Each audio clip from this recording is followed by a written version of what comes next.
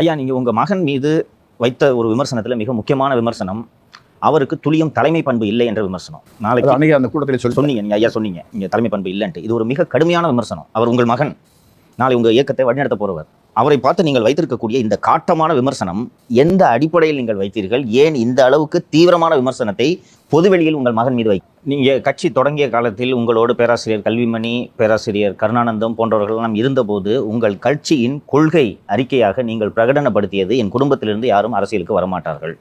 அந்த விதியை, நீங்கள் பிரகடனப்படுத்திய விதியை உங்கள் மகனுக்காக தளர்த்தி 35 வயதில் அவரை மத்திய அமைச்சராக, மத்திய சுகாதாரத்துறை அமைச்சராக நீங்கள் ஆக்கினீர்கள். இப்படி மத்திய சுகாதாரத்துறை அமைச்சராக மிக இள வயதில் 35 வயதில் ஆனதனால் அவருக்கு இதுதான் அரசியல், எல்லாமே நமக்கு உரித்தானது என்ற எண்ணத்தில் இப்போது இப்படி நடந்து கொள்கிறார் என்று நீங்கள் கருதுகிறீர்களா? ஆமாம், அதாவது நான் செய்த மிகப்பெரிய தப்பு இதுதான்.